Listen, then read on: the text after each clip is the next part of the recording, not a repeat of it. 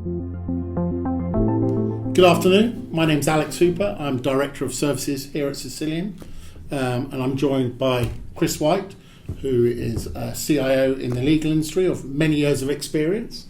Welcome, Chris. Cisilion are a systems integrator. We do a lot of work in the legal sector for a number of large law firms. And Chris, in the course of our work, we're seeing a lot of the legal IT changing over the last couple of years. From the introduction of new markets, from the virtual legal assistants, using automation and data analytics. What are you seeing the trends in the legal? Yeah, well, I've been working in the legal industry since around about 2003, so quite a number of years now, and I've run IT globally for a number of firms, including Ashurst and Clyde Co and HFW more recently. And I think during that time I've seen significant change in the legal industry. It was back in the early 2000s. The big change was all around the American firms coming in and competing with some of the traditional London city firms. And that trend for change and disruption has continued. So it was the American firms. Then we went through the big global recession of 2008, 2009, which fundamentally made the law firms think and sit up about how they were conducting their business. Then we went through a period of clients demanding a very different level of service from their law firms. Gone are the days where a client would have half a dozen different firms they work with. The firms would charge them by the hour for top-end legal advice. There's so much more competition in the marketplace. We're now living in a global world as well. So if you're a corporate, you don't have to necessarily come to city firms to get your legal advice. You can obviously go to the US firms, you can go to regional firms, you can go to offshore firms as well. And all of that has really transpired and into making law firms really sit up and think about the business model they operate. And using IT to differentiate I was just going to come on to that. And of course, the other major impact, which has always been there, but probably accelerating over the last 2 or 3 years, is technology. We all know, working in the technology world, that there's been significant change in the way in which technology is being delivered to clients, to customers, in technology which is being used. We've seen things like the cloud. We now talk hugely about machine learning, artificial intelligence, and all of those things which are going on to disrupt the industry. But just coming back to the point about law firms and things which are changing there. The biggest change probably is is clients and what clients demand from their lawyers. As I said a moment ago, it used to be the case that a client would have a relationship with a small number of law firms and they'd pay them by the hour. These days, that's no longer good enough for most clients. I read recently that around about 60, maybe even 70% of all legal work is now done on a non-billable hour basis. Right. So by that I mean fixed fees, I mean success fees, and all of those changes that are going on. So the models are very, very different. That's putting huge pressure on law firms to become more efficient. Work smarter. Work a lot smarter, and indeed one way in which they can do that is by better use of technology. We talk about machine learning, artificial intelligence. What that is doing is beginning to undermine some of the more traditional, albeit fairly basic level of law firms. But we've heard of systems like Raven, Kira, Luminances of this world. All of those systems designed to automate a lot of things like due diligence. Yeah. And that work traditionally would have been done by fairly junior lawyers. So if you were selling your business, you'd set up a data room, you get a group of lawyers going in there, going through all of the documentation, understanding all of the clauses, understanding the leases, the employment contracts, all those sorts of things. And typically it would take a group of lawyers a week, 2 weeks, 3 weeks to do that. These days, with a lot of this machine learning technology, it can do it in a fraction of that time. Right. So I think that's one area where technology has really impacted the operation of law firm, and I think that will continue as well. And we're probably, over a period of time, we will see that gradually moving up the food chain. So at the moment it's fairly elementary, fairly basic legal work which machines are doing, but increasingly as it becomes more sophisticated, we will see that move up. I don't think we're going to get to a stage, certainly for a very long time, where machines are going to replace the lawyers. There will always be a need for... There's always going to be a need for a lawyer at some point. There's always going to be a need for a lawyer at some point, and a lawyer wanting to take your money. Yes. But I think we are increasingly going to see technology move up that food chain. And what pressure are these new technologies putting on the existing foundational network infrastructure? Because we see this in a lot of our organisations that we work with, is new technology comes along, and what we find is the IT directors or CIOs, or they look at their existing network and they realise it can't cope with that new technology. I think that's right. I think there's all sorts of pressures being put on the traditional network. We talk a lot these days, with current times, with coronavirus, home working. Yeah. We've seen a number of law firms, either shut down for a period of time. Firms in Italy, I read there 10 UK firms in Italy have closed their Milan office completely, and clients are still being serviced by their lawyers. So lawyers are having to work from home a lot more, and I think we are seeing the age now where lawyers are spending less and less time in their traditional office, and they're having to work wherever they happen to be on whatever device they have in front of them. So I think we are seeing a lot of pressure being put on the traditional infrastructure. And again, of course, we talked about AI, machine learning. Again, that's putting pressure on. A lot of firms these days are getting very much into data analytics, working out how they can monetize, how they make better use of the information they sit on. Again, that's putting pressure on traditional infrastructures. So CIOs are having to respond to this by really reviewing what they've got. And what they had 2-3 years ago may not be good enough today, certainly won't be good enough in 2-3 years' time. So they're having to look to see how they're actually providing the technology to their Now, not only provide it, but also to try and achieve that ease of operation. Indeed, the ease of operation and also the cost of operation as well. Total cost of ownership is, again, increasingly important to see, because of some of the challenges being faced by law firms when it comes to the cost of running their businesses. CIOs really need to optimise the spend, and a lot of them being put under a lot of pressure to take money out of the cost of running IT. If it's not reducing their budgets overall, it's diverting money which might have been spent on the operation on the more innovative areas of technology. Yeah. Very few IT departments have too much budget. Indeed, as we often find out, or indeed too little to do. Yeah, absolutely, absolutely. And how is you talked earlier on about providing that customer experience, and we find your customers for a CIO are also your users. Yes, and we're at a stage where there's maybe 4 generations of workers within the IT infrastructure, from maybe the technophobic senior partner through to the tech savvy graduate. Now I stereotype there, but how do you ensure you get that customer experience throughout those different types of user persona? Yeah, well, I think the customer experience is it's a critical thing for every business, but law firms particularly. We've got to remember the extreme pressure. A lot, particularly city-based lawyers, are under. They are working for very, very demanding clients, often to very, very demanding deadlines, and quite frankly, they have to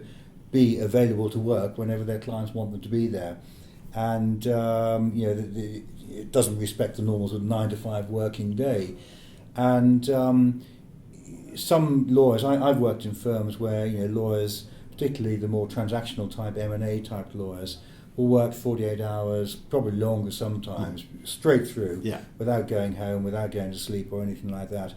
And if you're working in the middle of the night on a very, very complex but also highly pressured deal, and your technology lets you down for whatever reason, you are going to want the best possible support you can get, and quite frankly, your fuse will be pretty short by that time. Yes. And it is my job as a CIO of global law firms, and indeed your job supporting these people, to make sure they get the best possible service. And I always say that what we do must be so absolutely focused on service. My past 2 or 3 legal CIO roles, service has been absolutely central to everything that we do. And it doesn't matter whether you're a Cisco router engineer, whether you're running a service desk, whether you're developing a new system, service must be at the center. The customer must be at the center of everything that person does. And I would put customer service right at the center. If you think about the whole range of things that a IT department would do, from running global networks to running your development shops, all of those sorts of things, the thing which is central to everything is service.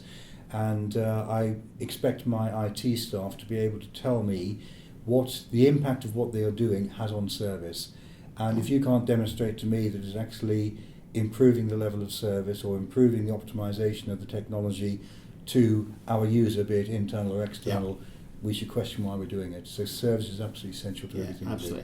we do. And we see that a lot. I think we're moving to a consumption-based model in terms of everything that we sell. And in that model, if you don't deliver the service, people can turn you off very quickly and consume that service from another area. They absolutely can. And running, again, an internal IT organisation, I want to focus my resource 2 areas. One is fully understanding the legal process, so we are in a position to support our users in a better way. And the second area is all around customer service. And quite frankly, the only way I can do that is by absolving responsibility or giving responsibility for running things like what I call the infrastructure, the networks, a lot of the plumbing to third parties like yourselves to do. Because A, you're in a far better, or you should be in a far better position to actually do it than I can. And secondly, every minute I spend running a global network, I'm not spending it in areas where I can add real value to my firm. And that's all around supporting my lawyers and what they're doing. It's all around innovation. It's all around how can we provide our clients with a better service. And that cost of innovation, or those new technologies, they have a bottom line figure attached to that.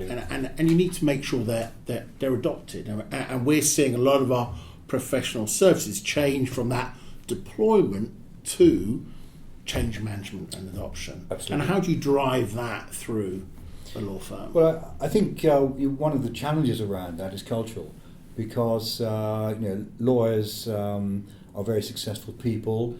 They've been at the top of certainly city lawyers, been at the top of their game for a very long time, and most of these city law firms will employ the best lawyers in the world in their particular area, and they've been earning very, very good money doing that for a very long time. And quite honestly, a lot of them have been doing it the same way for a very long time.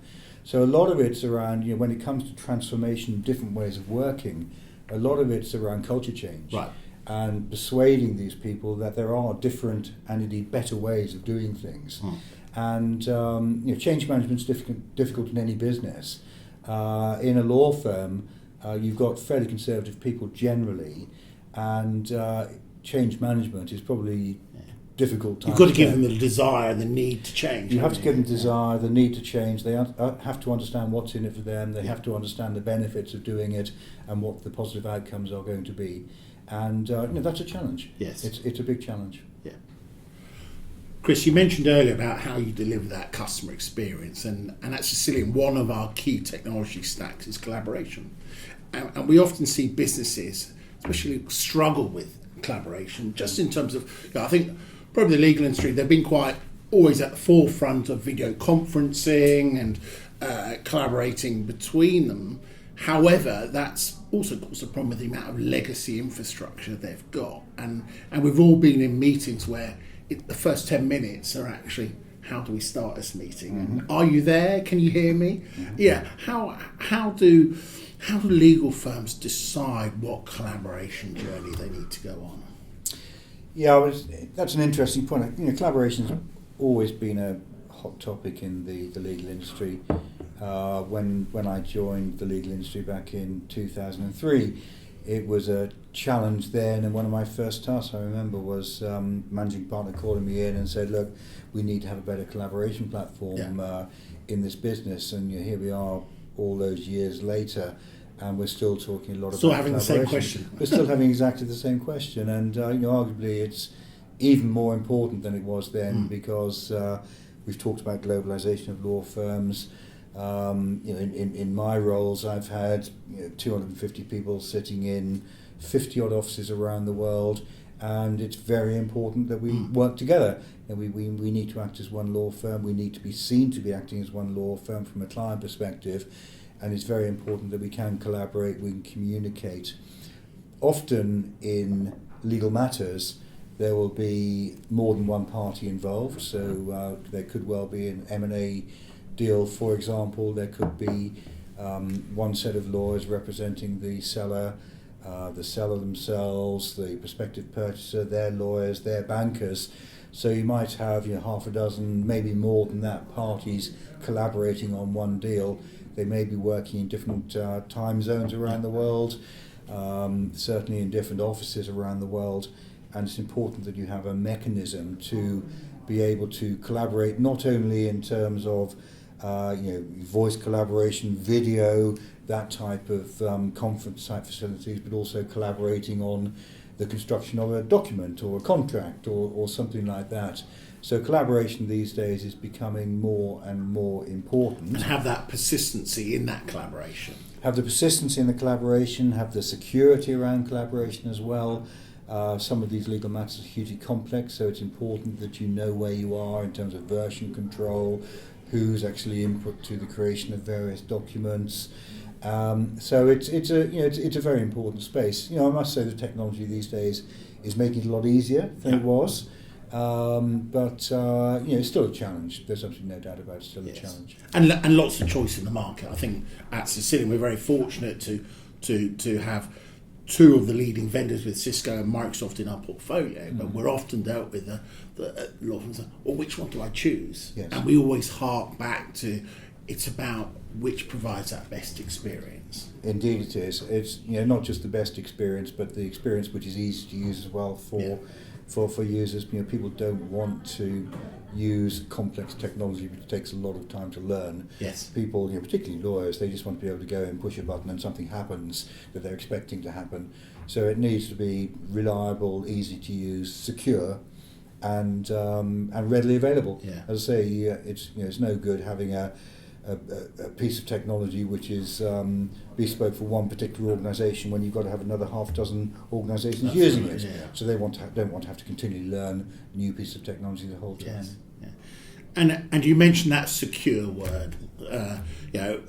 Security is prevalent throughout all technology. Unfortunately, we live in a zero trust world, and it all focuses on identity and data protection.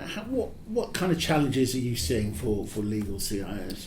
Well, security is increasingly creeping up the agenda. I must admit it. In the past, it's been a struggle to get lawyers, the board, to really consider security enough. That's for IT to worry about, isn't it? Well, no, I'm sorry, it's not. As far as I'm concerned, security of the organisation is just as important as the financial stability of the organisation. But when their reputation is at stake, their reputation is at stake. And if you look at what a law firm does, it deals with a lot of highly sensitive materials, be it commercially sensitive. Doing a big merger and acquisition. It could move the market if the wrong information got out to the wrong recipients. Yes. And so from a security point of view, it really is very, it's critical, put it that way, it's critical. And of course, as we all know, security is more than just the technology. A lot of the cyber threats are from our own users. Yes.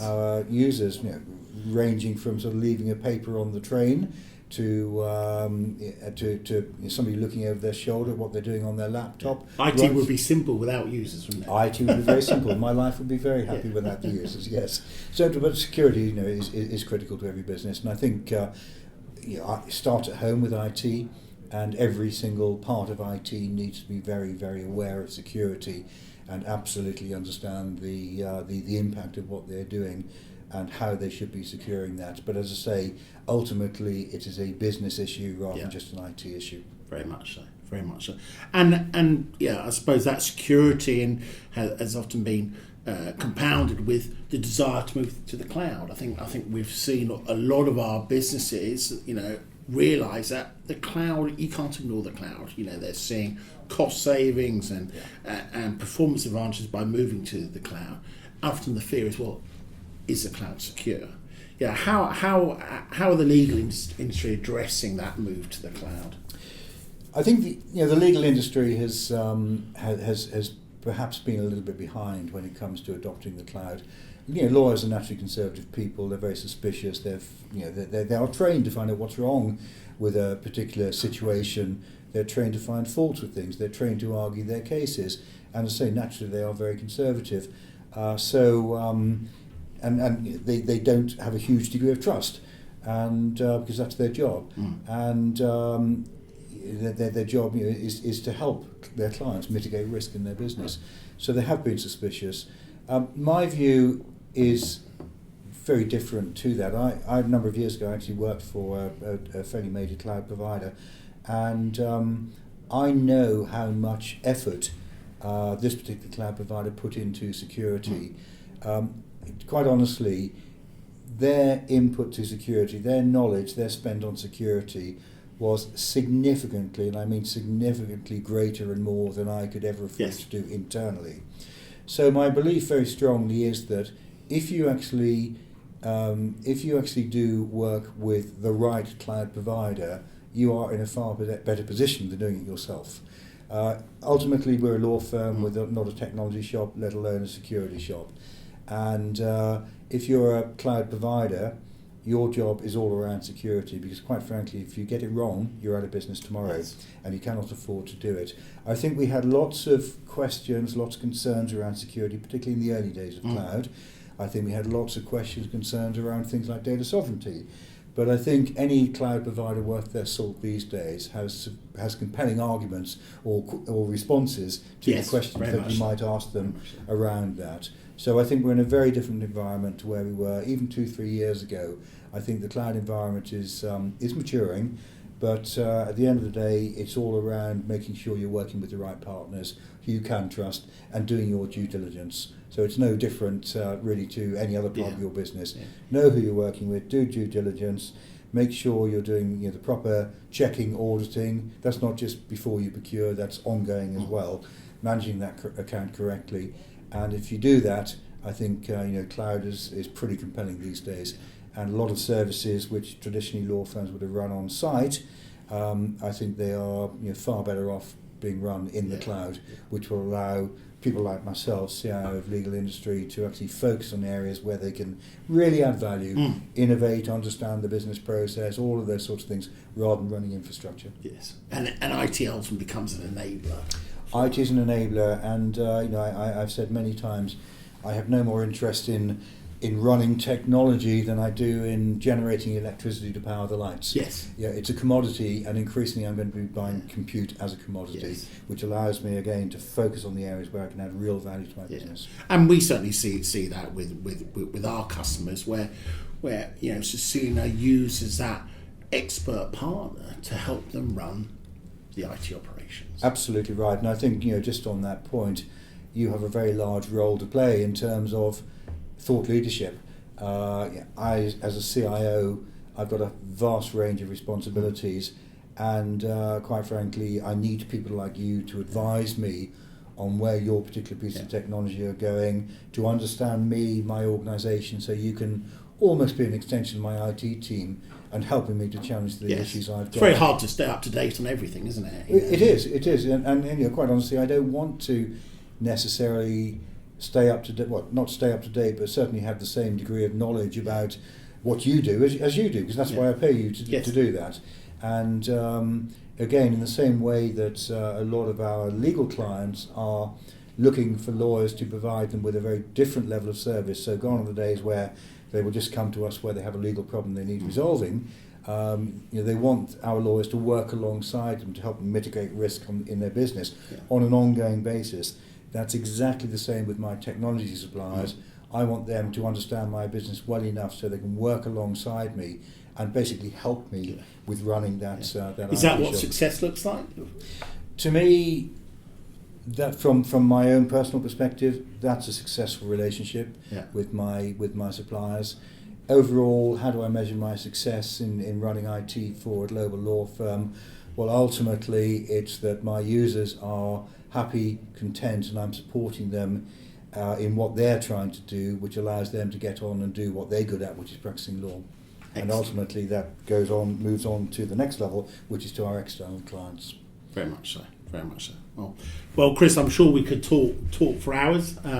Hopefully, we'll continue this conversation at our legal CIO briefing that we have coming up in the next few weeks. So, thank you very much for your time. My pleasure. And hopefully, we'll look forward to seeing more of our customers there. Yes, indeed. We're looking forward to the dinner very much. Good. Thank you. Thank you.